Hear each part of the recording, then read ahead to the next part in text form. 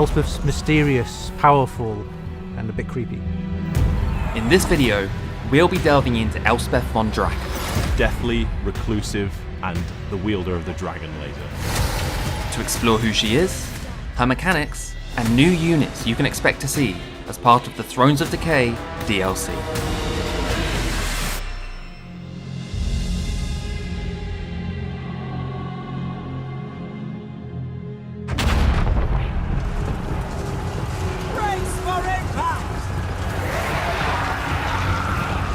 Her name echoes throughout the lands of the Empire, her story shrouded in mystery. Elspeth von Draken is of course our seemingly ageless personal protector of the Empire. Not that anyone believes her, of course. Her starting location lies in the heart of Wissenland and Nuln. We're jumping into turn 5 of our Immortal Empires campaign, where the severed rags of our homelands have been delicately sewn back together to somewhat resemble their former glory. We've no immediate threats around us, so we begin the delightful process of figuring out who to target next. The big patch of undead land in the east probably needs turfing over, so we'll begin an expedition over to Sylvania. It helps that Elspeth receives no attrition from vampiric corruption, of course. And they didn't see that coming. For Sigmar and Verena. Elspeth provides the fantasy of the kind of morally grey saviour of the Empire. Doesn't always do things the way that people might like, but she does get the job done. The way Elspeth fits into the Empire roster is that she is a spellcaster character in the same way that Gelt is, but just has a different lore of magic. She also rides a Carmine Dragon, which is a monstrous mount, and not many spellcasters in the Empire roster actually field them. A quick look around our neighbourhood and we can see a few changes. For example, Helmgard now starts under the control of Karl Franz, giving him a little more breathing room to try out his new Elect account updates. And down south, Gelt seems to be missing. He now starts in Grand Cathay, fighting alongside Zhao Ming, with new updates to his campaign also. We've covered these changes in our Thrones of Decay blog posts, which you can find in the links below. For now, back to Elspeth. We've been utilising the Imperial Gunnery in the Imperial Gunnery school window, and by applying our schematics we've collected after battles, we've been able to upgrade our units. There is a nice selection of upgrades across the munition units, but we're currently focusing on our artillery, because who doesn't love explosions? So far in Tier 1, we've added in additional projectiles to our Hellstorm rocket battery, and, my personal favourite, improved the reaction time for the Hellblaster volley guns by removing the cannot run attribute, increasing their speed, and improving acceleration and deceleration through the Wayfarer ability. Not bad for a single upgrade. These are just our early upgrades as well, and as we utilise the Gunnery School, we increase our tier, unlocking further, more powerful upgrades and access to new units. With Elspeth being in charge of Wissenland and Nuln, we knew that we had to have the Imperial Gunnery School in there. The mechanic kind of writes itself, an experimental weapons school and core to the Empire.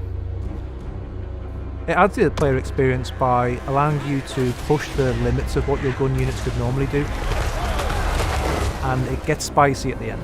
For Sigmar and Verena. At this stage, our army is primarily made up of foot soldiers. Our Nuln Ironsides are the front line of our force.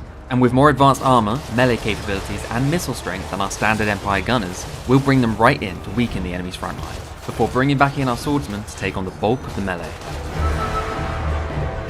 We're in the midst of taking the walls. We'll position our ranged units on top of them to take advantage of the height. And I think we'll target our artillery on this section, to make things a little less bottlenecky.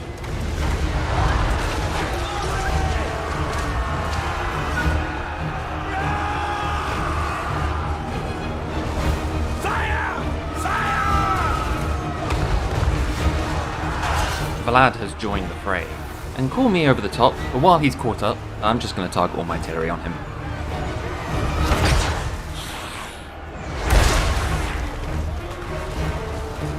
And let's mop up the stragglers using our Hochland long rifles. The Hochland long rifles is kind of like fan favourite weapon from the tabletop. They're long range, they're armour piercing, and they can really strike targets from a distance. Both the Ironsides and the Hochland long rifles sit either side of the handgunners in terms of where they sit on the roster. It's really you take what tool you need for the job to get the job done. It's turn 20. Our armies are bespoke and our power is unquestioned, but our mantelpiece is empty and could do with some trinkets. The Dark Lady of Nuln is a bit of an antiques collector. Magical arcane artifacts entrance her, as she yearns to understand the lore of death in its entirety. In her quest to complete her collection of artifacts though, she needs a quick way to travel. Gardens of Morr can be built in any friendly or neutral Empire-owned settlement, allowing us to create a network of pathways for Elspeth to traverse. We've set up a black tower near our capital of Nuln, so within a couple of turns, we can return to and assist our most important settlements without fear of travelling too far. Gardens can be used to construct unique buildings to provide extra settlement garrisons, unlock units, and boost your abilities in campaign and battle. Be sure to keep in mind the cooldown after constructing each garden. It's important to plan your pathways carefully. We introduced the Gardens of Morr mechanic to really tap into the lore of Elspeth, of this mysterious woman that goes between Black Towers and her relationship with the Cult of Morr. From a gameplay side, it really helped her to zip around the Empire and protect them in dire straits. Rather than rely on these gardens too much, let's make sure our homeland is well defended by utilising our Master Engineer Lord. Compelled by good sense. So hailing from the Engineers Guild, the Engineers are kind of these master craftsmen who specialise in creating all the weird and wonderful weapons that the Empire use to dispatch of their enemies during battles. The difference between the Engineer and the Master Engineer is the Engineer is a hero and wields a repeater rifle, and he can use the ability Mercurial Shot from the Tamarkan book. The Master Engineer wields a grenade-launching blunderbuss, and both units can also call down the fearsome pigeon bombardment. Cuckoo Boom is the rallying cry of the Engineers, I believe. Alongside them, we have a new legendary hero. Theodore Bruckner, known as the Titan Headsman, is this kind of champion of Nuln, the Justicar who kind of fights enemy characters. He is also the only character that is mounted on a demigryph.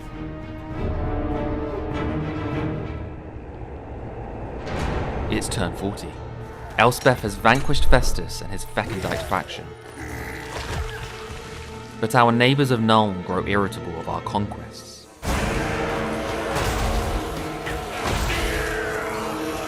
The Wargroves of Woe have turned our forests against us. It may be because we discovered the Nemesis crown and after taking it for ourselves gained diplomatic penalties for all factions nationwide. Whoops. Elspeth can't help herself. Much to Elspeth's joy, the Nemesis crown is a free update in patch 5.0. Within our Imperial Gunnery school though, we've reached tier 3, unlocking the Amethyst panel. We can now purchase, recruit, and upgrade Amethyst units, taking advantage of their magically augmented munitions. Amethyst artillery is also available to us now, turning the tide on Dreicher's invasion.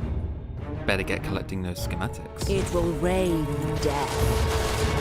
The Amethyst Armory bring that combined focus of guns and magic, which you don't normally see within the Empire, and they are very potent, especially with all the combined bonuses you can get for the Amethyst units and the regular counterparts.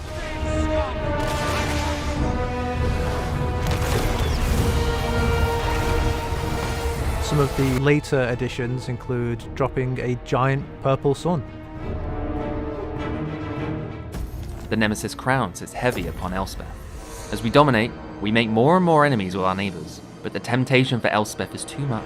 So while we have the option to drop it off at the nearest thrift store, I think we'll keep it. I protect the Empire. We're winning the war.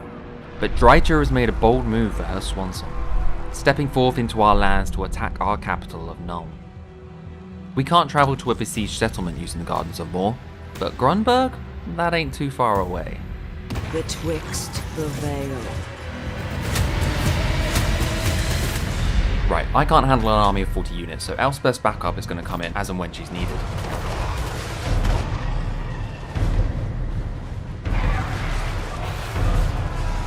Bombardiers! Ready for war! Our garrison can hold off the first wave of Wood Elves, but looks like Dreicher's on her way with her main army.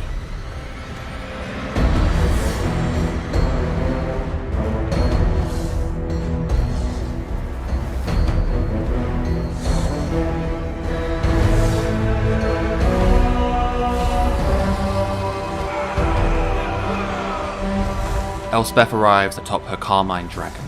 Let's boost that morale. Don't take this!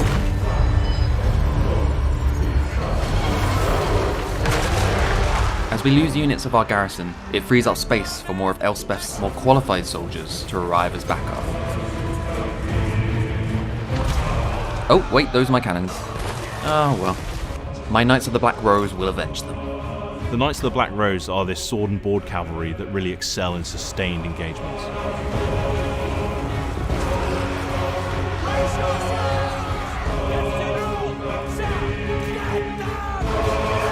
Oh dear, they're really making their way in. Plus they found some of my undefended gates. Time to call in the artillery.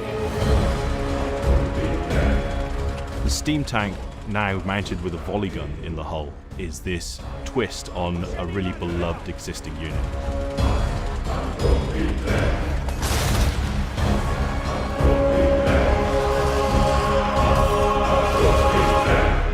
Ah, here comes our navy.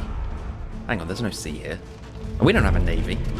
And finally we have the Marienburg-class landship, which is this ridiculous boat on wheels with an extreme amount of firepower.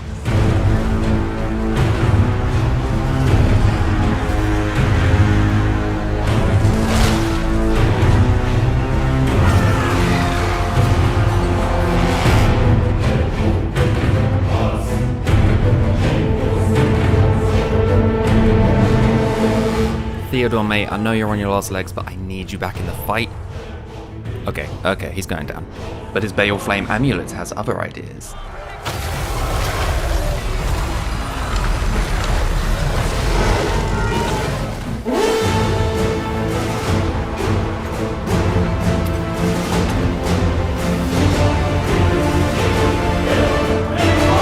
Come on, men, final push. In we go. Nope. Oh, okay then. Elspeth, it's up to you.